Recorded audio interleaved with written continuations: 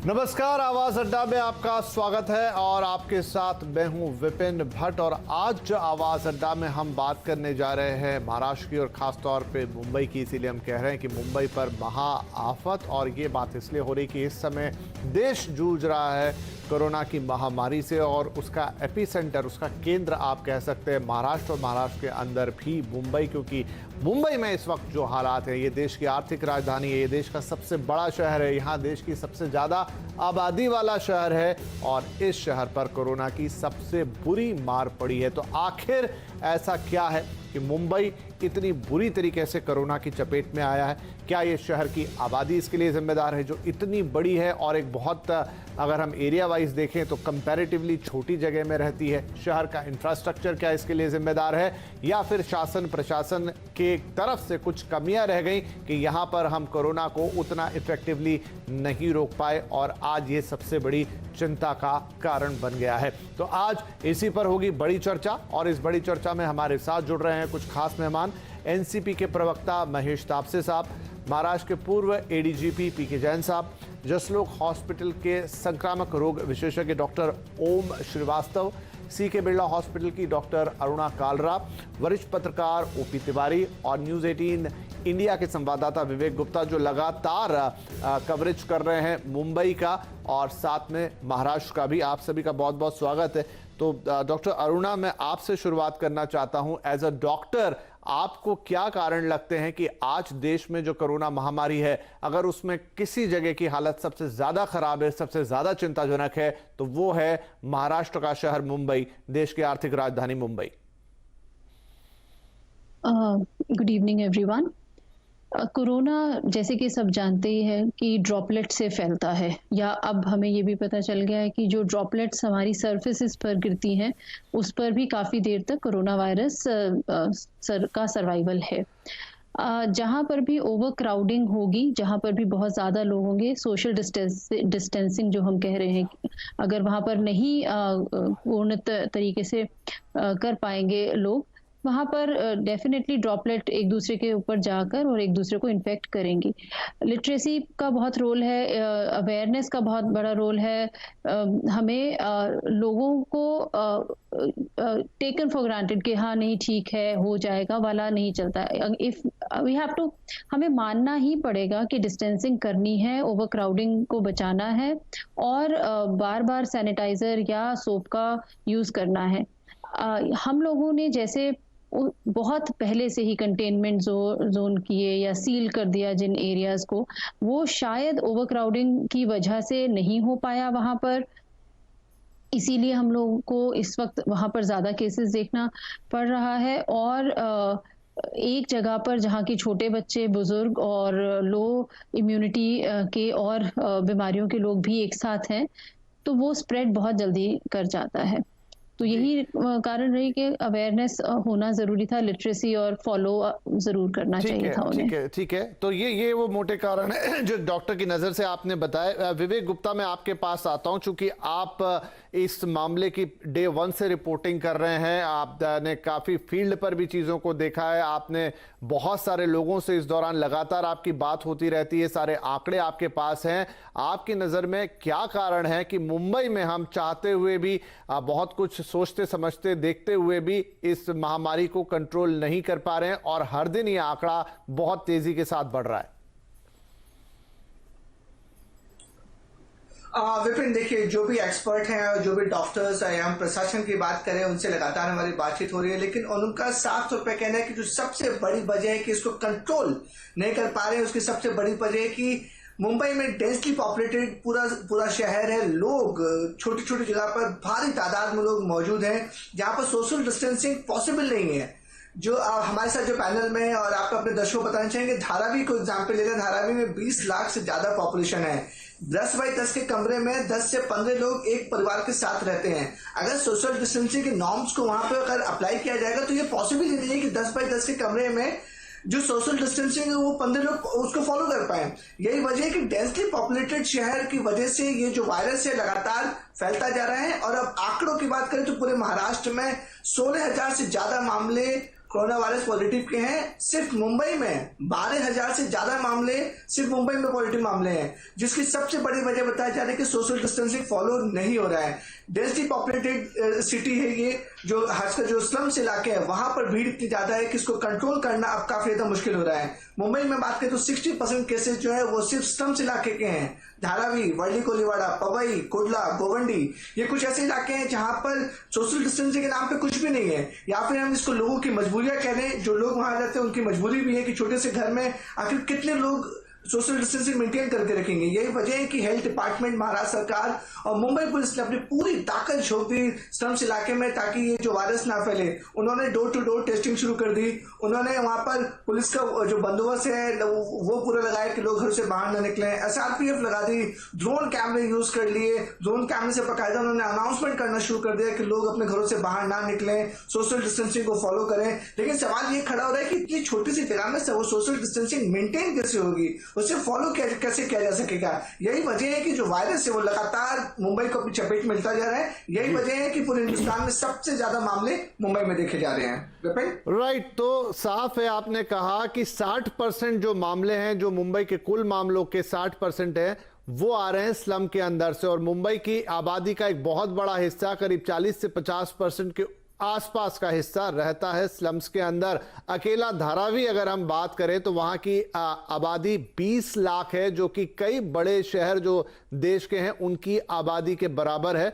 और वो एक बहुत ही छोटी सी जगह में सिमटा हुआ है। जैसा विवेक बता रहे हैं कि एक ही कमरे में 10-10 लोग रहते हैं। OP तिवारी साहब, आपने एक पत्रकार के तौर पर इस शहर को बहुत करीब से देखा और बहुत लंबे वक्त से देखा है। आखिर ऐसा क्यों होता है कि जब 26 जुलाई को बहुत सारी बारिश एक साथ आ जाती है, बहुत ज्यादा पानी गिर जाता है, तो पता चलता है कि बहुत कंस्ट्रक्शन के दौरान नालियां चौक हो चुकी हैं, इलीगल कंस्ट्रक्शन हुआ है और शहर की यह हालत हो गई। अब जब पता चल रहा है कि बहुत बड़ा एक डिजास्टर महामारी आ रही है, तो तब आपको एहसास हो रहा है कि नहीं, यहां तो बहुत ही डेंसली पॉपुलेटेड एरिया है, स्लम्स की हालत बहुत खराब है। मतलब इस शहर का जो इंफ्रास्ट्रक्चर है वो हर बार किसी न किसी कारण से एक्सपोज होता है, लेकिन सुधरता कभी नहीं है। हाँ विपिन, इसमें कोई दो राय नहीं है कि हम मुंबई एक देश में बाकी जगह जो कोरोना फैल रहा है उसके मुकाबले में मुंबई के पास इंफ्रास्ट्रक्चर ठीक ठाक है।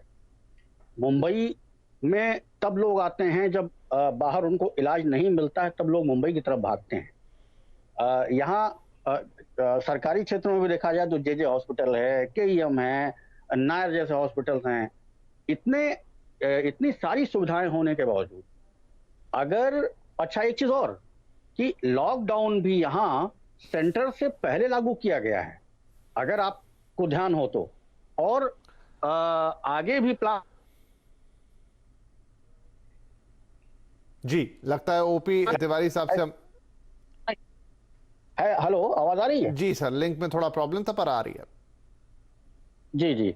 तो इसके बावजूद अगर मुंबई कंट्रोल नहीं हो पा रही है, तो इसमें जो दो बातें अभी डॉक्टर अरुणा ने कही और विवेक ने भी कही, हमारी डेंसिटी।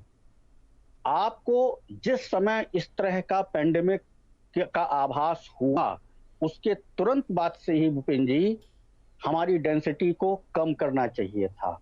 इसके अलावा कोई चारा ना पहले था ना अभी है। आप ठीक है, जो लोग बाहर के हैं, उत्तर प्रदेश के हैं, बिहार के हैं, उनको भेजने में अगर तकलीफ है, ट्रेन नहीं मिल पा रही है, बसें नहीं मिल पा रही हैं, तो कम से कम महाराष्ट्र के अंदर के जो लोग थे, सोलापुर, कोल्हापुर, सतारा, यहाँ के लोगों को जितना ज्यादा से ज्यादा हो सके आपको डिस्बर्स करना चाहिए। ये जितनी डेंसिटी आप मुंबई की कम कर पाएंगे, आप उतना मुंबई को बचा पाएंगे। इंफ्रास्ट्रक्चर बाहर का इस्तेमाल करिए, रखने के लिए, इलाज के लिए, खिलाने के लिए, और मुंबई की डेंसिटी कम करिए। यही एकमात्र उपाय हमको दिखाई देता है। जी, PK जैन साहब, चूंकि आपने भी काफी वक्त बिताया इस शहर के अंदर, करीब से देखा पुलिस में रहते हुए और उस इंतजामों में देखा जहां पर इस शहर को कई बार मुश्किलें गई, आपको क्या लगता है कि एकमात्र रीजन इसका यही है कि हम बहुत डेंसली पॉपुलेटेड हैं, एक छोटे लैंड एरिया में ज्यादा लोग हैं, और उसमें भी दिक्कत यह है कि यहाँ जितना रिहायशी इलाका है उसका 60% तो अकेला स्लम है और उसमें एक बड़ी आबादी रहती है। क्या स्लम ही इस शहर को सबसे ज्यादा घातक बनाता है, चाहे वो कभी बारिश आ जाए, चाहे फिर इस तरह की महामारी हो? कि बिल्कुल सही है कि यहाँ पे डेंसिटी ऑफ पॉपुलेशन बहुत ज़्यादा है। अभी तो जहाँ पे पहले एक सिंगल स्टोरी की स्ट्रक्चर होती थी, वहाँ पे 2-2, 3-3 मंजिले की स्टोरी की बिल्डिंग बन गई। वही स्लम्स के अंदर की मैं बात कर रहा हूँ। इसलिए वो स्लम्स डेवलप भी नहीं हो पाती, बिकॉज उसमें इतने ज़्यादा क्लेम और काउंटर क्लेम हो जाते हैं कि जब भी उसको डेवलपमेंट की बात की जाती है तो कोई ना कोई पॉलिटिकल इंटरेस्ट जो है वो उसको स्टॉल कर देता है। ये सिर्फ यहाँ की बात नहीं है, एयरपोर्ट के आसपास की झोपड़पट्टी आपने देखा होगा, विमान जो है वो सिर्फ झोपड़पट्टी से कुछ मीटर दूरी पे लैंड करता है। इसी तरह से कांदिवली में आप जगह जगह पे देखिए, वर्ली कोलीवाड़ा जो था वो अफेक्ट हुआ, उसको कंटेनमेंट जोन घोषित किया गया, धीरे धीरे अब वो कंटेनमेंट जोन से बाहर आ रहा है। लेकिन धारावी एक ऐसा क्षेत्र है जहाँ पे डेंसिटी ऑफ पॉपुलेशन बहुत ज्यादा है। पहले किसी जमाने में बहुत ज्यादा गंदा हुआ करता था, जब वहाँ पे टैंडीज, चमड़ा प्रोसेस करने की यूनिट्स हुआ करती थी, तो सारा उसका जो कचरा था वो आसपास के स्वैम्प में डाल दिया जाता था। तो इसलिए वो एक बहुत बड़ा कारण है। दूसरी बात जो मुझे लगती है कि लोगों को अभी भी समझ में नहीं आ रहा कि उनको जो बेसिक एहतियात बरतनी चाहिए, जैसे मास्क पहनना चाहिए, हाथ धोने चाहिए, सैनिटाइजर का उपयोग करना चाहिए, वो चीजें आज भी नहीं हो पा रही। और उसका एक कारण ये भी है कि पॉपुलेशन बहुत ज्यादा है। अगर आप एक कहीं पे छूट देते हैं किराना लाने के लिए, सब्जी लाने के लिए, मेडिसिन लाने के लिए, तो एक एक घर से भी अगर एक एक आदमी निकलता है तो 4-5 हजार लोगों की भीड़ जो है वो रोड के ऊपर इकट्ठी हो जाती है। अब उस भीड़ को आप भीड़ बोलिए या उस भीड़ को 4,000-5,000 घरों की जरूरत बोलिए, अब वो इस तरह की सिचुएशन में हम लोग जी रहे हैं मुंबई में। इसलिए कोरोना का जो फैलाव है वो इस एरिया में कंटेन नहीं हो पा रहा।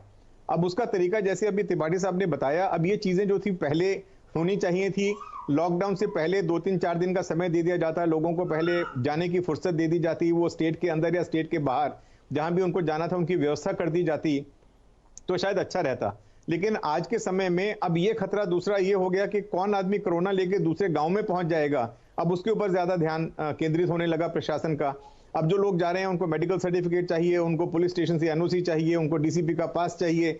इतनी सारी जो कंडीशंस हैं वो लगा दी गई हैं कि लोगों के लिए पॉसिबल नहीं हो पा रहा। लोग पैदल जा रहे हैं, किसी तरह से परेशानी में जी रहे हैं, खाने के लिए पैसे नहीं। अभी हालत जो है वो काफी ज्यादा खराब हो चुकी है। म्यूनिसिपल कॉर्पोरेशन जो है वो अपने तौर पे काफी व्यवस्था क्रिएट करने की कोशिश कर रही है। कहीं पे एमएमआरडीए ग्राउंड में 1000 बेड का हॉस्पिटल, कहीं जो हमारा रेस कोर्स है वहां पे जितने क्लब्स हैं उनको टेक ओवर कर लिया। तो इस तरह से काफी जो रिसोर्सेज हैं उनको मोबिलाइज किया जा रहा है, लेकिन वो रिसोर्सेज काफी नहीं है, क्योंकि जहां पे 1000 बेड हैं वहां पे कम से कम 200-300 टॉयलेट भी होने चाहिए। तो व्यवस्था जो है वो उसको बनाने में समय लगेगा।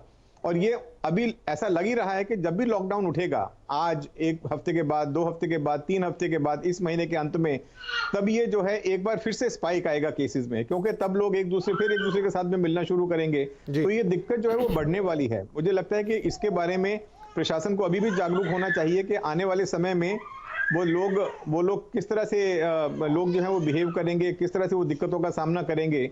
तो ये सारी चीजें देख के अभी भी प्रशासन को बहुत सारे कदम उठाने की जरूरत है। ठीक है सर। आने वाले समय में जो आपकी जो इसेंशियल कमोडिटीज हैं उनकी सप्लाई की दिक्कत आने वाली है। नहीं, बिल्कुल हम उन सब की बातें करते हैं। अब ये सवाल हमें लेने होंगे, कुछ सवाल मैं महेश तपासे साहब से लूंगा, क्योंकि महेश जी एनसीपी के प्रवक्ता हैं जो इस समय सरकार में भागीदार हैं।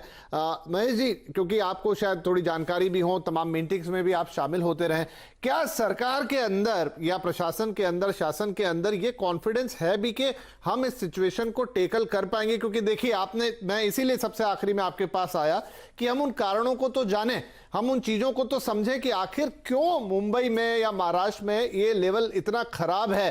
तो अगर मुंबई की मेनली बात करें तो क्या आपको कभी कॉन्फिडेंस लगता है कि आप इस सिचुएशन को हैंडल कर भी पाएंगे? विपिन जी, सबसे पहले तो मैं आपसे ये कहना चाहूंगा कि महाराष्ट्र सरकार को पूरी तरह से ये कॉन्फिडेंस है कि कोरोना वायरस को पूरे उसका उच्चाटन पूरे जड़ से मुंबई और महाराष्ट्र में कर पाएंगे। लेकिन इसके लिए जो सबसे महत्वपूर्ण चीज है, लोगों का सहयोग, सोशल डिस्टेंसिंग के माध्यम से लोगों का जो सहयोग चाहिए वो मिलना बहुत ही जरूरी है। और मेरे से पहले जो पैनलिस्ट थे, जयंत साहब थे, तिवारी साहब थे, उन्होंने इसी चीज के ऊपर अपनी उंगली रखी कि लोग सोशल डिस्टेंसिंग मेंटेन करने में थोड़े कहीं कम बढ़ रहे हैं। अभी मुंबई की शहर नहीं, लेकिन तपासे साहब जो मुख्य बात है कि हमने बात की धारावी की, अब अगर एक कमरे में 10 लोग रहेंगे तो सोशल डिस्टेंसिंग मेंटेन करने की उम्मीद कैसे करेंगे हम? मैं आपको उसी चीज पे आ रहा हूँ। ये मेरी चर्चा का दूसरा पहलू है। मुंबई एक औद्योगिक नगरी है, it is a industrial township. आज से नहीं, हिंदुस्तान की आजादी के समय से मुंबई एक औद्योगिक नगरी रही है। जिस धारावी का आप बात कर रहे थे, जयंत साहब ने बताया, वहां पे पुराने समय में लेदर का बहुत बड़ा उद्योग हुआ करता था, लेदर टैनिंग का बहुत बड़ा उद्योग हुआ करता था। आज सिर्फ मेरे ख्याल से फिनिश्ड गुड्स का वहां पे मेरे ख्याल से कुछ मार्केट है या वहां पे कुछ होता है।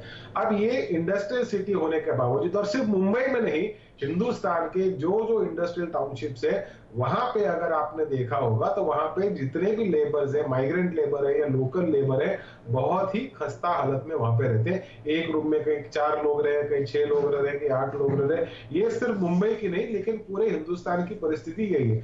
मुंबई में विशेष रूप से ज्यादा है क्योंकि हमारे पास लैंड मास कम है। एक तरफ अरबी महासागर है, वहां पे लोग जा नहीं सकते। और मुंबई देखें, अगर आप देखेंगे तो चर्च गेट से लेके विरार तक पूरी एक लाइन में खिंची हुई है। मुंबई सीएसटी स्टेशन से कल्याण, डुंबिली, अंबरनाथ, बदलापुर तक पूरी एक लाइन में शहर बसा हुआ है। तो उसको जो लैंड मास जो दिल्ली के पास अवेलेबल है, उस प्रकार का लैंड मास मुंबई शहर को अवेलेबल ना होने की वजह से जो सैटेलाइट टाउनशिप है वो काफी दूर है। मुझे ठाणे है, तो तापसे साहब, सॉरी मैं आपको बीच में रोक रहा हूं, लेकिन सुनिए, क्योंकि हम अगर इसको क्वेश्चन आंसर के रूप में रखेंगे तो ज्यादा क्लियर होता चला जाएगा कि ये बात तो सर हमें आजादी के बाद से पता है कि मुंबई के पास लैंड मास की कमी है, वो एक लीनियर सिटी है।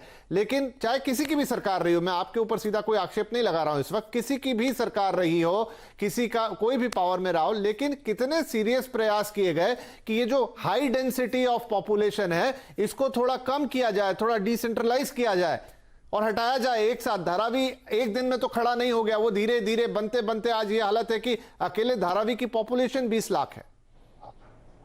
हम सरकार में हैं, आपका पूरा इतना ज्यादा सरकार का हमसे सवाल करना चाहे तो आप कर सकते हैं। सरकार किसी की भी हो, मैं आपको कहा कि मुंबई शहर हिंदुस्तान की इनकम टैक्स में बहुत बड़ा योगदान, ये सिर्फ मुंबई शहर का लगभग 7%, 60% से भी ज्यादा। और ये आज से नहीं है, मेरे ख्याल से पिछले कई साल से, कई दशकों से मुंबई एक औद्योगिक नगरी रही है, एक कैपिटलिस्ट सिटी। जितने भी देश के बड़े व्यापारी गण हैं वो ज्यादा करके मुंबई शहर में, जितने भी बैंक हैं उनके सारे हेडक्वार्टर्स मुंबई शहर में। इसीलिए मुंबई को आर्थिक राजधानी भी कहा जाता है। हमारी जो राजनीतिक राजधानी वो तो नई दिल्ली है, लेकिन आर्थिक राजधानी ये मुंबई शहर है। और इसकी वजह से सारे हिंदुस्तान के लोग, सारे दक्षिण एशिया खंड के लोग ये मुंबई से व्यापार करने में ज्यादा अपने आप को सेफ समझते हैं या ज्यादा प्रायोरिटी उस चीज को देते हैं। इसीलिए शायद जैसे आपने बोला कि डिसेंट्रलाइज करके उसकी डेंसिटी कम करना, ये एक पॉलिटिकल विल के तौर पे बहुत अच्छी लगती है। मैं भी चाहूंगा कि इसकी डेंसिटी कम हो, लेकिन क्या हम वास्तविकता इस प्रकार से कर पाएंगे? जो अदर सैटेलाइट एरियाज हैं उनके अंदर भी अलग अलग उनका उद्योग व्यापार खड़ा हो ताकि उनके लोगों को वही रोजगार मिले। ये एक बहुत अच्छा पॉलिटिकल थॉट है, लेकिन मुंबई काम कर रही है, महाराष्ट्र काम कर रहा है। पिछले 30, 35, 40 सालों में अदर स्टेट्स के पास से जिस प्रकार से उनके स्टेट में डेवलपमेंट होनी चाहिए थी वो नहीं हो पाई, इसलिए उधर का जो नहीं, वो सारी बातें ठीक है सर, ये सारे तर्क ठीक है, लेकिन मैं पूरी तरह इससे सहमत नहीं हो पाऊंगा। मैं ओपी तिवारी साहब के पास जा रहा हूं कि ओपी तिवारी साहब जो एक हद तक मान भी रहे हैं तपासे साहब कि वो पॉलिटिकल विल जो दिखनी चाहिए थी वो नहीं दिखी। धीरे धीरे, चाहे वो कोई भी कारण आप गिना लीजिए कि थोड़ा माइग्रेशन होता चला गया, लेकिन जो लोकल शासन है, प्रशासन है, आखिरकार वो जिम्मेदारी तो उसी की होती है ना कि वो शहर किस तरीके से बसने दे। अब जैसा मैंने कहा कि जब जब कोई आपदा आती है तब हम एक्सपोज हो जाते हैं, तब ये शहर एक्सपोज हो जाता है, फिर स्पिरिट की बात होती है, ये होती है, वो होता है। लेकिन अंततः जो इसका डिजाइन है, जो इसका पूरा रहन सहन का तरीका है, वो इसके लिए सबसे बड़ी आफत है। आज नहीं तो कल ये फिर किसी मुसीबत में फंसेगा अगर ऐसा ही चलेगा। जी, यहाँ एक बात की तरफ और ध्यान देना चाहूंगा कि यहाँ इस समय 3 पार्टियों की सरकार है, शिवसेना है, एनसीपी है और कांग्रेस है। वास्तव में देखा जाए तो आपको याद होगा कि 1992 में जब लातूर में भूकंप आया था तो उस समय शरद पवार जी ने जिस तरह से उस भूकंप के बाद की परिस्थितियों को मैनेज किया, एक नैरेटिव सेट कर दिया था उस घटना ने कि शरद पवार तो डिजास्टर मैनेजमेंट के मास्टर हैं। और उसी का नतीजा था कि जब कच्छ में, भुज में भूकंप आया और उस समय अटल जी को जरूरत पड़ी एक ऐसे हैंड की, तो उन्होंने शरद पवार पर भरोसा किया। आज अगर इस पूरी 3 पार्टियों वाली सरकार के अगर कहा जाए सबसे वरिष्ठ सदस्य, मुख्यमंत्री जरूर उद्धव ठाकरे होंगे, लेकिन सबसे वरिष्ठ सदस्य के रूप में अगर आज देखा जाए तो शरद पवार जी हैं। शरद पवार जी का अनुभव है, बहुत 3-3, 4-4 बार वो मुख्यमंत्री रह चुके हैं।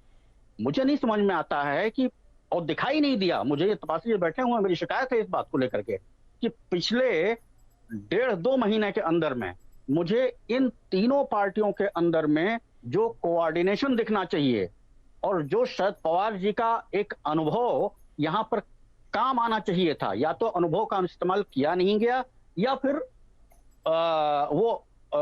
क्या कारण है इसका जवाब तो खैर सरकार में बैठे हुए लोग ही दे पाएंगे, कि कहीं ना कहीं पॉलिटिकल विल, जो लंबे विल की बात छोड़िए कि हाँ धारावी को जब डिस्बर्स करेंगे, अरे यार 1.5 महीने के अंदर की प्लानिंग तो बताइए। 1.5 महीने के अंदर में ये कोऑर्डिनेशन क्यों नहीं हो पाया? अगर एक आदमी के पास अनुभव रहा है तो उस अनुभव का इस्तेमाल क्या किया जा रहा है? नहीं, आपने एक बहुत अच्छा पॉइंट उठाया है सर, तो मैं इसमें और चर्चा में जोड़ना चाहता हूं। डॉक्टर अरुणा, आप मुझे बताइए, क्या आपको लगता है एज एन डॉक्टर कि जितना कोऑर्डिनेटेड एफर्ट्स होना चाहिए था, जितना आपको पहले से उन एरिया की पहचान करके वहां पर आप चाहे सोशल डिस्टेंसिंग की बात करते, वहां से इवैक्यूएशन करते, वहां पर पहले ही स्क्रीनिंग शुरू करते, क्योंकि ये हालात किसी से छुपे नहीं थे मुंबई के, क्या तैयारियों में या एक्शन में कमी रह गई या देरी हुई? मुझे लगता है कि ऐसा तो था नहीं कि धारावी से शुरू हुआ था कोविड। तो जब मतलब मैं दिल्ली से हूँ, मगर मैं ये कहना चाह रही हूँ कि जो भी ओवर क्राउडेड प्लेस होता है, जहाँ पर कि टू और फ्रो मूवमेंट बहुत ज़्यादा है, कि वहाँ से लोग जा रहे हैं बाहर काम के लिए या आ रहे हैं वहाँ पर अपने घरों में रहने के लिए, हमें पता है कि वहाँ पे एक डेंस पॉपुलेशन है, वहाँ बच्चे हैं, बुजुर्ग हैं, प्रेग्नेंट हैं, इम्यूनो कॉम्प्रोमाइज्ड लोग हैं। उस एरिया को पहले से ही कंटेन कर दिया जाना चाहिए था, क्योंकि जब भी पहला इंसान या पहले 10 इंसान या पहले 1000 इंसान बाहर निकले तो उनमें से कोई ना कोई तो एक लेके आएगा ही, और एक भी आना उस एरिया के लिए खतरनाक है। फिर जैसे कि मैंने समझाया कि एजुकेटेड क्लास भी बहुत ही टेकन फॉर ग्रांटेड ले रही है कि ठीक है, मास्क पहनना, नहीं पहनना, हाथ स्टेरलाइज करना या ना करना बहुत ज़्यादा फॉलो नहीं करते हमारे यहाँ लोग रूल।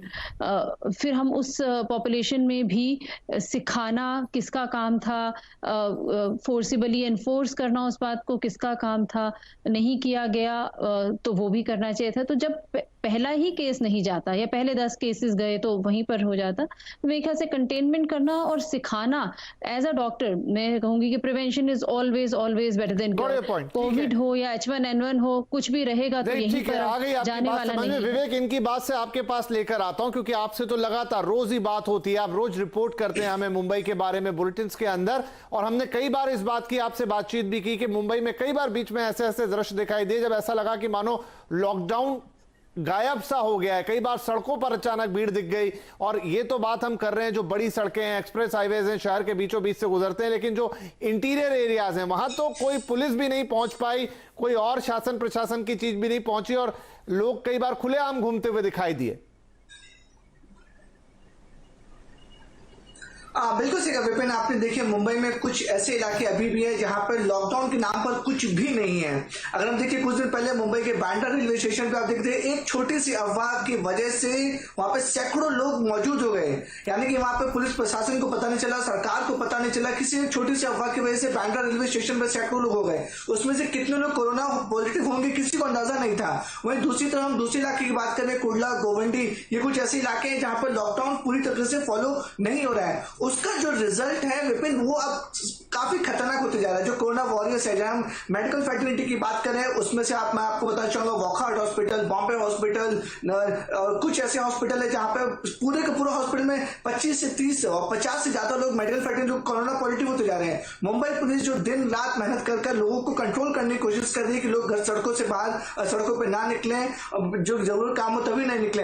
मैं आपको एक आंकड़ा बताना चाहूंगा, 531 पुलिस वाले कोरोना पॉजिटिव है। ये अपने आप में चौंकाने वाले आंकड़े, 531 जिसमें से 5 लोगों की मौत हो चुकी है। उनमें से बताया जा रहा है कि 25 से ज्यादा जो है बड़े ऑफिसर हैं। मुंबई का एक आईपीएस ऑफिसर कोरोना पॉजिटिव पाया गया जो दिन रात ड्यूटी करता था। उसके साथ ही साथ अगर हम मजदूरों की बात करें तो माइग्रेंट्स लेबर्स हैं, वो अपने आप में सबसे बड़ा चैलेंज बना हुआ महाराष्ट्र सरकार के लिए। आखिरकार माइग्रेंट्स के लिए क्या किया जा रहा है? हम आज की आपको तस्वीर की बात करें, हम खुद वहां पर हाईवे पे मौजूद थे। सैकड़ों की तादाद में, हजारों की तादाद में लोग अपने छोटे बच्चों के साथ, अपने पूरे परिवार के साथ यूपी गोरखपुर जो है यहाँ से तकरीबन 1800 किलोमीटर दूर है, वो पैदल चलने पे मजबूर हो रहे हैं। अब उस मजदूर में से भगवान न करे कोई अगर कोरोना पॉजिटिव निकलता है तो वो किसी और से मिलेगा, फिर अपने गांव में जाएगा, उसको कोरोना फैलाएगा। तो कहीं ना कहीं ये सिस्टम का फेलियर है कि लोग उसे कंट्रोल नहीं कर पा रहे हैं। आप जनता के ऊपर या फिर माइग्रेंट्स के ऊपर या किसी और के ऊपर नहीं थोप सकते कि नहीं तुम इसको फॉलो नहीं करो, इसकी वजह से ये फैल रहा है। कहीं ना कहीं जिम्मेदारी हर किसी को उठानी पड़ेगी। जितनी जिम्मेदारी हमारी और आपकी आम जनता की, उतनी जिम्मेदारी यहाँ पर सरकार की भी है, ताकि वो लोगों को समझाने की कोशिश करे जो मैकेनिज्म है वो पूरी तरह से नहीं हो पा रहा है, जिसकी वजह से कि महाराष्ट्र में जो आंकड़े हैं वो चौंकाने वाले आंकड़े हैं। 15,000 से ज्यादा मामले, 12,000 से ज्यादा मामले सिर्फ मुंबई में है। और देखिए आर्थर रोड जेल के मैं अगर आपको अपडेट देना चाहूंगा, आर्थर रोड जेल में 103 लोग पॉजिटिव है। सोचिए इतना छोटा सा जेल, उसमें ओवर क्राउडेड जो वहां पे आरोपी हैं, पुलिस वाले हैं, वहां तक ये कोरोना वायरस फैल चुका है। विपिन, ठीक है, तो महेश जी अब क्या कहेंगे आप इस पे? एक सिस्टमैटिक फेलियर है, ये सिस्टम का फेलियर है। आपका जेल नहीं बचा, पुलिस के लोग एक के बाद एक कोरोना पॉजिटिव होते जा रहे हैं, माइग्रेंट मजदूरों की बहुत बड़ी दिक्कत है। तो किस फ्रंट पे चीजों को संभाला जा रहा है और कैसे संभाला जा रहा है, ये एकदम साफ दिख रहा है कि कोई चीज काम नहीं कर रही है। देखिए, सबसे पहले तो मैं आपको बताना चाहूंगा कि जो देश का एवरेज है टेस्टिंग का, उससे कहीं गुना ज्यादा एवरेज महाराष्ट्र का है। जो अदर स्टेट्स में जिस हिसाब से टेस्टिंग हुई है उससे बहुत ज्यादा बड़े पैमाने पे टेस्टिंग हुई है। और इसी के चलते कारण हमें ये भी पता लगा कि महाराष्ट्र में और विशेष करके मुंबई में कोरोना पॉजिटिव केसेस की संख्या भी ज्यादा है। अब ये होगी पहली बात। दूसरी बात, जहां माइग्रेंट वर्कर का विषय है तो ये सिर्फ महाराष्ट्र और मुंबई में नहीं हुआ। तो महेश जी, सिर्फ तुलना करके हम अपने आप को संतुष्ट नहीं कर सकते ना कि हम ज्यादा टेस्ट कर रहे हैं इसलिए हमारे ज्यादा निकल रहे हैं और बाकी जगह कम है। हमें तो सिचुएशन से डील करना है सर।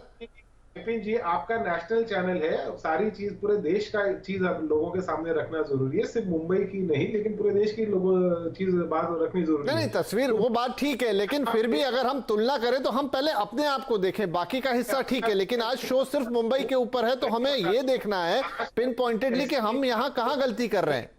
ऊपर की टेस्टिंग महाराष्ट्र में हो चुकी है। जो मजदूरों का, जैसे हमारे गुप्ता जी ने बताया कि बांद्रा स्टेशन में कुछ समय पहले कुछ मजदूर जमे और वहां पे उन्होंने थोड़ा हल्ला किया, तो ये तो सूरत में भी हो चुका है। अब जो माइग्रेंट वर्कर है जो कहीं किसी भी स्टेट में हो, महाराष्ट्र में हो, केरल में हो, गुजरात में या कोई भी स्टेट में हो, उसका जो एक वेटिंग पीरियड था, उसका जो सहनशीलता थी वो खत्म हो चुकी है। लोग अपने परिवार से बिछड़ के 45 दिन हो चुके हैं, उनके पास जाने के लिए साधन नहीं है, इसलिए 1000 किलोमीटर पैदल जाते हुए लोग भी दिख रहे हैं। तो ये निश्चित रूप से हर स्टेट के और केंद्र के शासन का एक बहुत बड़ा फेलियर है। आज मैं देख रहा था वहां पे केंद्रीय मंत्री नितिन गडकरी जी वो कह रहे थे कि 10 दिन के बाद शायद सरफेस ट्रांसपोर्ट मूवमेंट वो शुरू करेंगे, उस चीज का हम स्वागत करते हैं। अब एक तरफ कोरोना जैसी महामारी से हमको लड़ना है, दूसरी तरफ आर्थिक संकट इतना भयंकर आ चुका है कि लाखों करोड़ केंद्र रिजर्व बैंक ने देने के बावजूद भी बैंकों का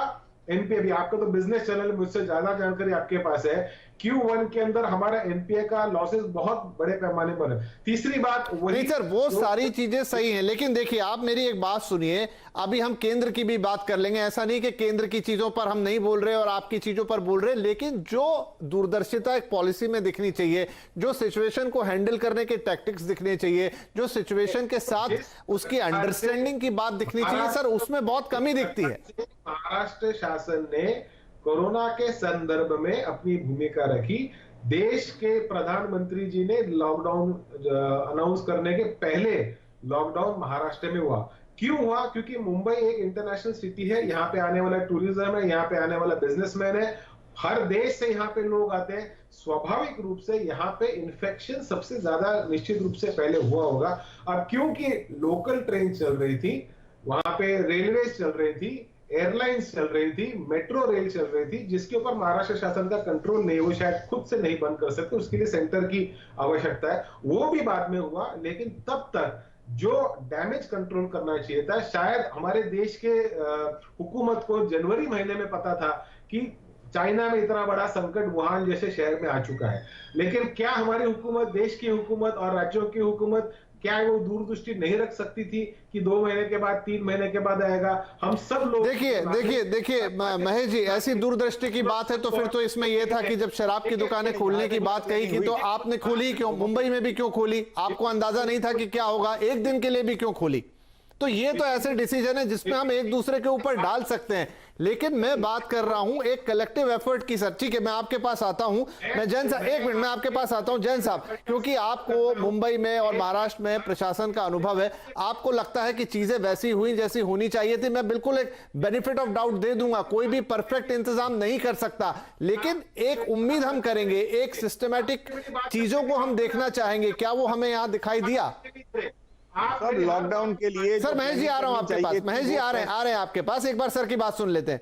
महेश जी आ रहे हैं, बिल्कुल। अभी 2-3 सवाल आप ही से लिए, मैं आपके पास आता हूं। जाना चाहिए था जैन साहब, इसमें विपिन जी ऐसा है कि लॉकडाउन के लिए जो प्लानिंग की जानी चाहिए थी उसमें थोड़ा बहुत समय दिया जाना चाहिए था, लोगों को एक मौका मिलना चाहिए था ताकि जिसको जहां जाना है वो वहां जाके आराम से बैठ सके। ये जो आर्थिक दिक्कतें हैं, लोगों की मुसीबतें हैं, वो सारी मुसीबतें काफी हद तक टाली जा सकती थी। यही चीज प्लानिंग करके लोगों को भेज दिया जाता। उस समय पे कोरोना का संक्रमण बहुत कम था, तो कहीं कम, आज से कहीं कम खतरा रहता जहां पे वो जा रहे थे वहां पे फैलाने का। अभी नंबर इतना ज्यादा बढ़ चुका है, अभी ये नहीं पता कि कितने लोग संक्रमित हैं, इसलिए वो खतरा कहीं ज्यादा बढ़ चुका है। तो वहां पे कहीं ना कहीं प्लानिंग में थोड़ी बहुत कमी हुई। ये चीजें जो हमारे को जनवरी महीने से पता चल गई थी, चाइना से पूरे वर्ल्ड में फैलना शुरू हो गया था, हमारे यहाँ लॉकडाउन किया, उसका फायदा हुआ, लेकिन वही ग्राफ अभी बढ़ने लगा है। और जैसे ही ये लॉकडाउन खुलेगा, ये ग्राफ फिर से स्पाइक होगा एक बार। इसके बारे में किसी को भी कोई मन में शंका नहीं रखनी चाहिए। तैयारी सरकार अपनी तरफ से कर रही है, लेकिन पब्लिक डिस्ट्रीब्यूशन सिस्टम काफी हद तक ठीक रहा। वहां पे जो आयोजन किया गया, जो भी व्यवस्था की गई, वो काफी हद तक ठीक है, लेकिन हैंडलिंग में शुरू से कहीं ना कहीं थोड़ी बहुत कमी रही। उसके बाद में अभी जो निर्णय लिए जा रहे हैं उनको भी अगर प्लान करके किया जाए, लोगों की मूवमेंट कैसे होगी। अब आपने एकदम खोल दिया, जो मजदूर हैं, जो माइग्रेंट लेबर है, उनके लिए, टूरिस्ट के लिए जो खोला है, लेकिन उसके बाद में उनके लिए व्यवस्था, वो लोग जाएंगे कैसे, उस व्यवस्था की कहीं कोई बात ही नहीं कर रहा। कम से कम प्लानिंग करके आप उसका आयोजन करके, सबके पास में स्मार्टफोन्स हैं लोगों के पास, वो उसको डिजिटाइज करके किया जा सकता था। कोशिश हो रही है, लेकिन वो एक कंसर्टेड ऑफिट जिसको बोलते हैं कोशिश, वैसी कोशिश नहीं है। इसलिए लोगों को बहुत दिक्कतों का सामना करना पड़ रहा है। 16 लोग मर गए आपके औरंगाबाद डिस्ट्रिक्ट में, जो ट्रेन की पटरी से जा रहे थे, अब 16 लोगों की डेथ हो गई। मतलब लोगों को सैकड़ों किलोमीटर का सफर जो है वो पैदल चल के जाना पड़े, इससे ज्यादा शर्मनाक बात और क्या हो सकती है। जी ठीक है, चलिए। तो यहां पर बहुत सारे एफर्ट्स हैं, बहुत सारी चीजें हैं, लेकिन उसमें कितना कोऑर्डिनेशन है, उसमें कितनी दूरदर्शिता है, हम ये नहीं मानते कि सारी चीजें बिल्कुल पिन पॉइंटेड परफेक्ट होगी, लेकिन कम से कम उसमें यह नजर आना चाहिए कि एक हद तक की प्लानिंग है और एक हद तक का कंट्रोल है। एक छोटा सा ब्रेक यहां पर लेते हैं। मुंबई के बारे में बातचीत जारी रहेगी कि आखिर बहुत बड़ी मुसीबत में तो ये शहर पड़ गया है, लेकिन अब हम इसे बाहर कैसे निकालेंगे? क्या यहां से मुंबई को आगे और खराब तस्वीर देखनी पड़ेगी, या कुछ किया जा सकता है कि मुंबई में हालात सुधरे? हम पहले ही जानते हैं कि शहर का इंफ्रास्ट्रक्चर कैसा है, शहर की आबादी कैसी है और इस पर कितना बोझ है। क्या इन सबके बीच में भी हम कुछ कर पाएंगे? ये चर्चा करेंगे, लेकिन छोटे से ब्रेक के बाद।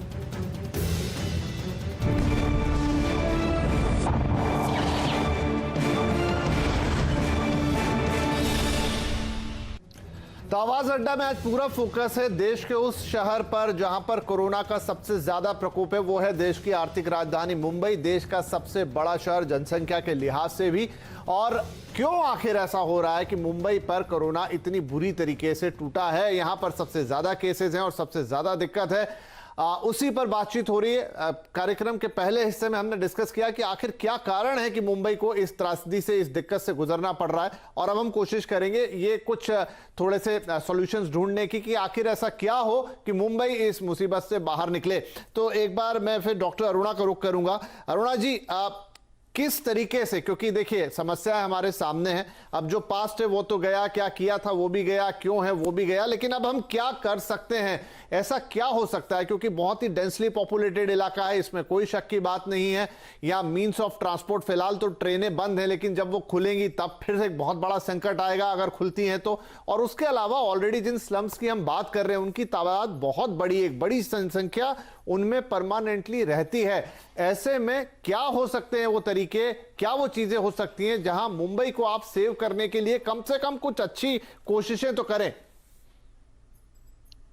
ओके, तो जहां पर भी ओवरक्राउडिंग है या इतने सारे लोग हैं और जहां पॉजिटिव भी हो रहे हैं या हो चुके हैं लोग, सबसे पहली बात यह है जहां पॉजिटिव हुआ, जो सरकार कर ही रही है, उनको वहीं पर होम क्वारंटाइन कर दिया जाए कि वो आगे ना फैले। 80 से 90% लोग एसिम्टोमेटिक हैं, जो कि खुद चाहे उनको तकलीफ नहीं होगी, दूसरों को एज अ कैरियर फैला सकते हैं। तीसरी बात ये कि चाहे ये कोविड हो या H1N1 था या इबोला था, एक बार वायरस आ जाता है एनवायरनमेंट में तो वो वहीं अब रहेगा, उसके साथ जीना है। और हमें ये देखना है कि प्रिवेंशन के लिए क्या करना है। तो मास्क अभी मेरे ख्याल से अगले 2-3 साल तक पहनना है, स्टेरलाइजर यूज करना है या फिर ग्लव्स यूज करने हैं। तो ये एक हमें अपनी हैबिट में डालना है कि ये तो मास्क पहनकर ही जाना है। तो इस वक्त यही कर सकते हैं, जो क्राउडेड प्लेसेस में पॉजिटिव हो गए हैं उनको उठा के वहां से किसी और जगह पर क्वारंटाइन करें, क्योंकि फैमिलीज हैं, बच्चे हैं, बुजुर्ग हैं, कोई माँ है, वहां से निकालना मुश्किल है। घर में क्वारंटाइन करें और वहीं पर उनको ट्रीट करें। 80% लोगों को कुछ नहीं होता है, घबराने की कोई बात नहीं है, सिर्फ इम्यूनो कॉम्प्रोमाइज्ड या यंगर एज या ओल्डर एज में होता है, तो उनके लिए ही हमें उनको अलग करना है। मुझे नहीं लगता कि आगे कभी भी खुलेगा, जैसे बहुत लोगों ने कहा जून, जुलाई, अगस्त या कभी भी खुलेगा। जब ट्रेन्स खुलेंगी, जब ऐसे क्राउडेड प्लेसेस खुलेंगे तो ये बढ़ेगा। बढ़ने से बचाने के लिए अगर हमने एक आदत समझा दी, एजुकेट कर दिया लोगों को, तो हम वहां पर उसको कंटेन कर पाएंगे। जैसे कोई भी इन्फ्लुएंजा वायरस होता है, उसी की तरह इसको भी हम ट्रीट करने के लिए सक्षम होंगे तब तक। तो मुझे इतना घबराने वाली बात मुझे नहीं लगती है। हमें अगर कोविड के साथ अब जीना सीखना है तो हमें उसकी प्रिकॉशंस, उसके प्रिवेंशंस को फॉलो करना कंपलसरी है और ये सबको सिखाना बहुत जरूरी है। ठीक है, चलिए ये तो एक बात हो गई, लेकिन मैं एक बार फिर महेश जी के पास जाता हूं। महेश जी, यही खबर है, इस समय चल भी रही है, बातचीत हो रही है कि इकबाल चहल अब बीएमसी के नए कमिश्नर होंगे, प्रवीण परदेसी की जगह लेंगे। तो अगर मैं आपसे पूछना चाहूंगा कि क्योंकि आप भी सरकार का हिस्सा हैं, अगर आप आंसर करना चाहें इस सवाल का कि बीच में ये परिवर्तन क्यों, बीच में ये क्यों? क्योंकि देखिए एक ऐसे समय में जहां पर चीजें जा रही हैं, वहां पर एक आदमी को हटाना, वो भी कमिश्नर जैसी पोस्ट है जो बहुत ही इंपॉर्टेंट है, बीएमसी कमिश्नर की पोस्ट, और एक नए आदमी को लाना, क्या आप बता पाएंगे ऐसा करने के पीछे क्या कारण है? देखिए, जो न्यूज आई मैंने अभी बस चैनल पे ही देखी, इसके पीछे की क्या वजह हो सकती है मैं नहीं जान पा रहा हूँ, लेकिन जो भी वजह होगी, मुंबई को सुरक्षित रखने के दृष्टिकोण से या महाराष्ट्र को सुरक्षित रखने के दृष्टिकोण से माननीय मुख्यमंत्री या पूरी कैबिनेट ने निर्णय लिया होगा। अब प्रवीण परदेशी की जगह पे चहल आ गए या कोई और आ गया तो उससे कोई बहुत ज्यादा कोई उसके अंदर कोई बारीक कोई चीज लूप होल ढूंढने उसको कोई आवश्यकता नहीं है। नहीं, मैंने इसीलिए आपसे सिंपल सवाल पूछा कि अगर आपके नॉलेज में है तो बताएं। मेरे कोई जानकारी नहीं, बस अभी चैनल पे जो देखा है बस उतनी ही बात। ठीक है, तो मैं एक बार तिवारी साहब के पास जाता हूं, क्योंकि काफी उन्होंने कवरेज किया इन सब चीजों का, काफी प्रशासनिक अधिकारियों को जानते हैं।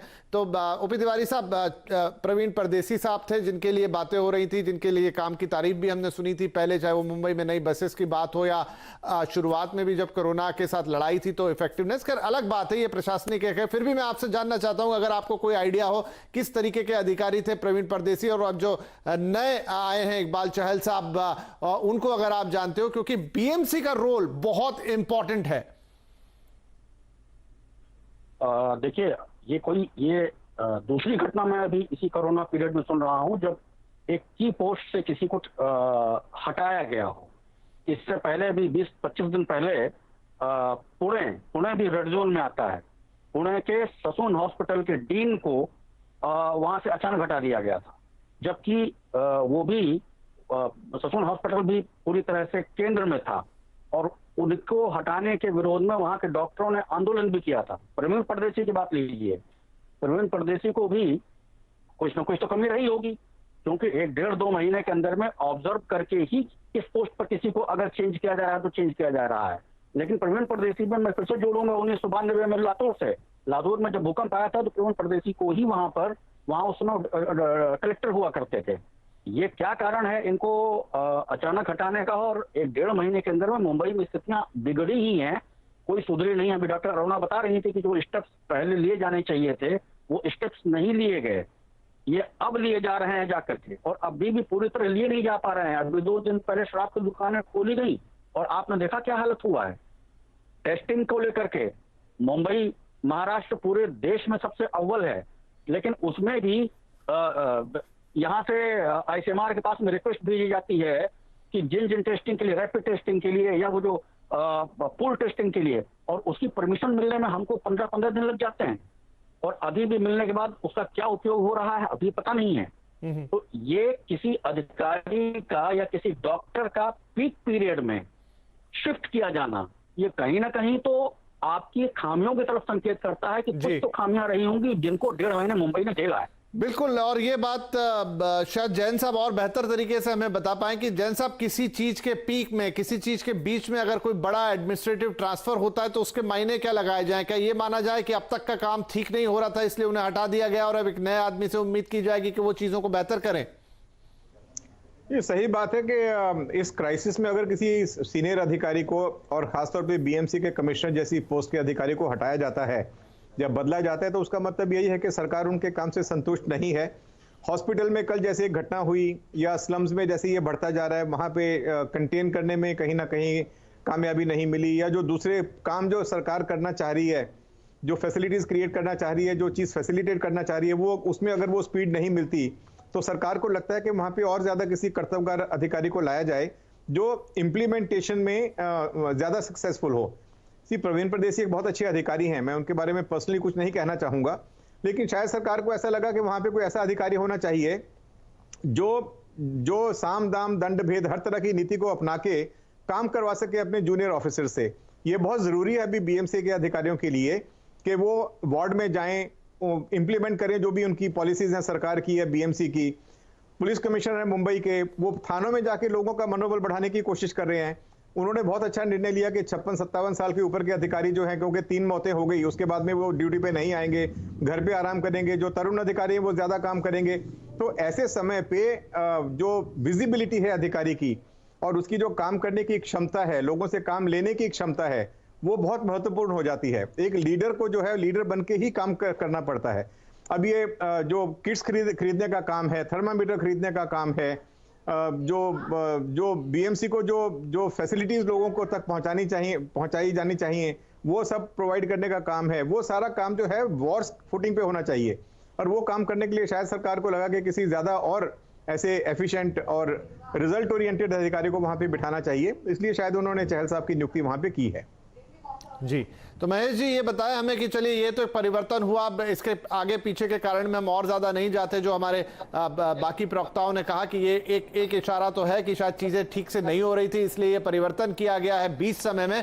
लेकिन हम आपसे ये पूछना चाहें कि अब आगे को लेकर क्या तैयारी है सरकार की, क्या एक्शन प्लान है? क्या इसी तरीके से सिर्फ आप हिट एंड ट्रायल वाला मेथड अपनाएंगे कि एक आदमी से नहीं हुआ दूसरे को देते हैं, या कोई ठोस प्लानिंग है?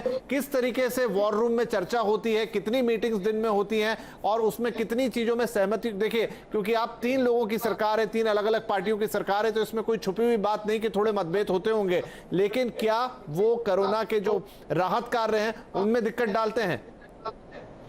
देखिए, पहले तो मैं बताऊंगा कि महाराष्ट्र की सरकार के सामने कोरोना का एक बहुत बड़ा संकट है। तो यहाँ पे किसी भी प्रकार की व्यक्तिगत राजनीति ना करते हुए सारे पक्ष और विपक्ष ये सारे मिलके एक साथ मुंबई और महाराष्ट्र की जनता के हित के लिए काम कर रहे हैं। महाराष्ट्र के मुख्यमंत्री या उप मुख्यमंत्री या बाकी जो वरिष्ठ नेताओं की बात हुई, तो महाराष्ट्र में रोज मंत्रालय में वीडियो कॉन्फ्रेंसिंग के माध्यम से वो जो कैबिनेट के मंत्री या मुख्यमंत्री जी हैं, वो अलग अलग डिस्ट्रिक्ट कलेक्टर और म्युनिसिपल कमिश्नर से रोज बात कर रहे हैं। अब जहां पे विपक्ष की आवश्यकता है, वहां पे कल सारे राजनीतिक दलों को इकट्ठा करके सम्मानीय मुख्यमंत्री जी ने 18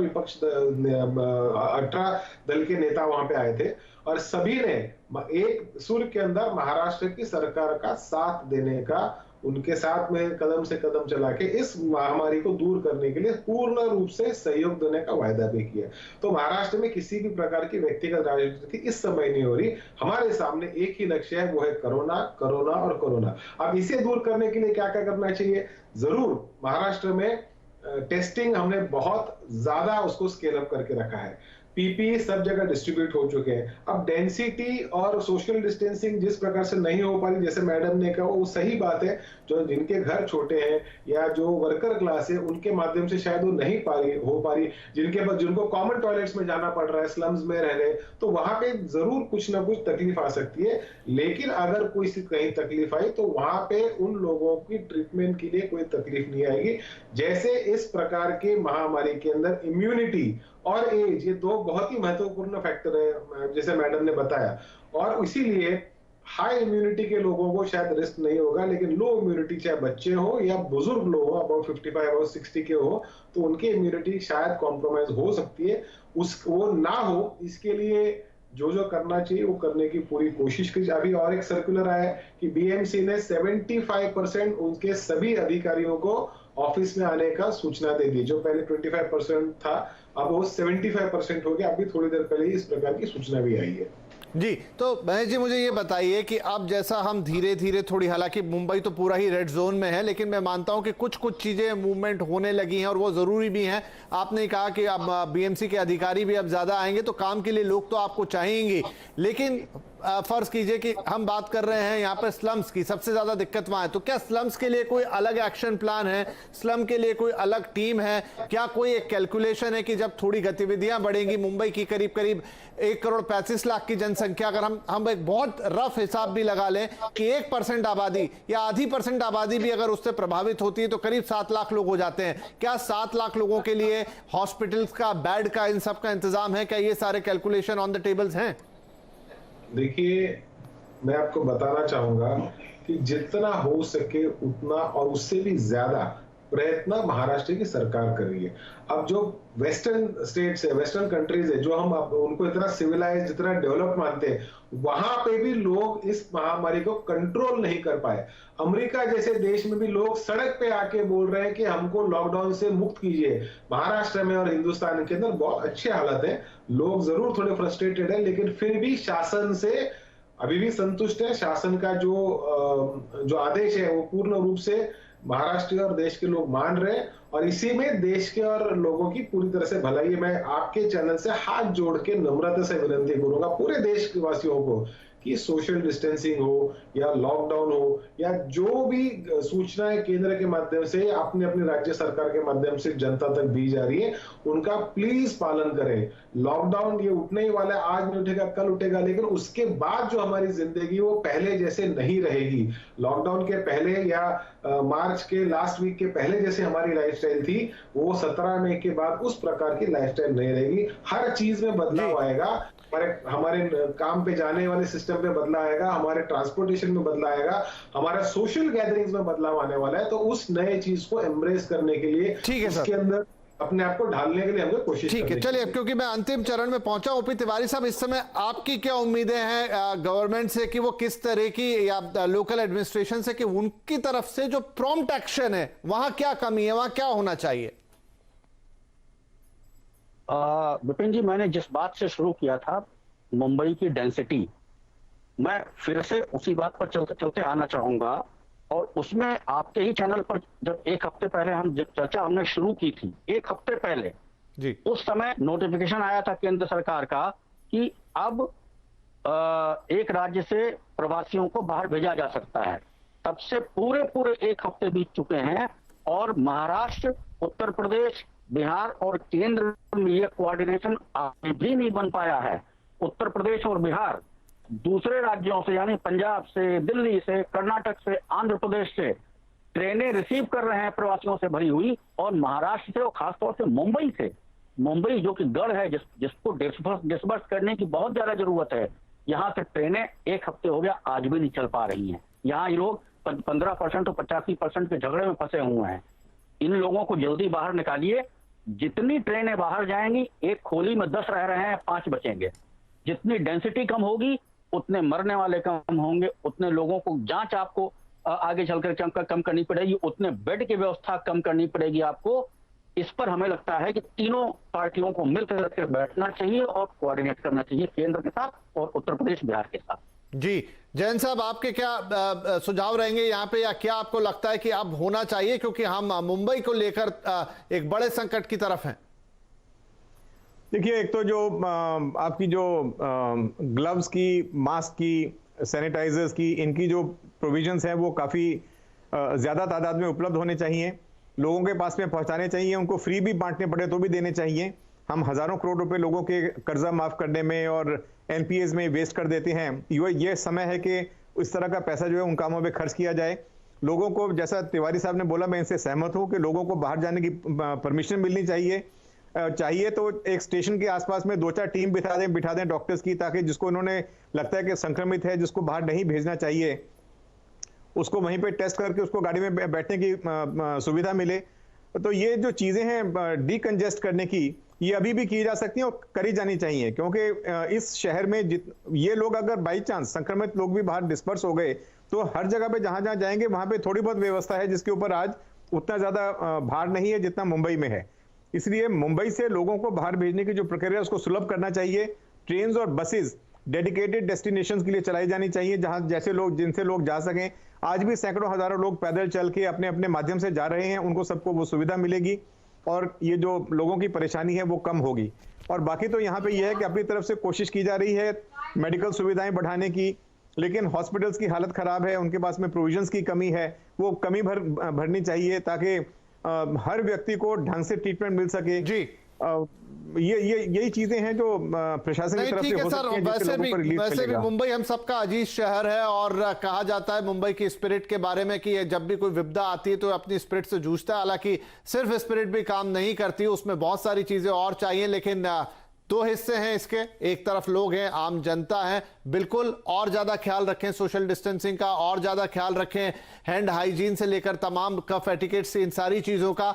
और लेकिन बहुत सारी इश्यूज हैं जिनके लिए सरकार की तरफ ही देखना पड़ेगा, चाहे वो शहर के स्लम वाले इलाके हों जहां पर ना हेल्थ हाइजीन है और ना ही वो सोशल डिस्टेंसिंग पॉसिबल है। वहां के लिए तो कुछ अलग पॉलिसीज चाहिएंगी, कुछ अलग चीजें करनी होंगी। कुछ सुझाव यहां पर भी आए हैं और हमारी उम्मीद पूरी रहेगी और ये एक निवेदन भी रहेगा, एक दबाव भी रहेगा, दोनों तरह की चीजें हैं कि आप जल्द से जल्द उसे करें, क्योंकि मुंबई जो कि देश की आर्थिक राजधानी है, इसको आपको इस संकट से बाहर निकालना ही होगा। तो इसी उम्मीद के साथ कि हम जल्द होता हुआ देखेंगे और आगे जो चीजें हैं वो राहत भरी हमें सुनाई देगी। इस कार्यक्रम को यहीं समाप्त करना चाहेंगे। आप सभी का इस कार्यक्रम में शामिल होने के लिए बहुत शुक्रिया।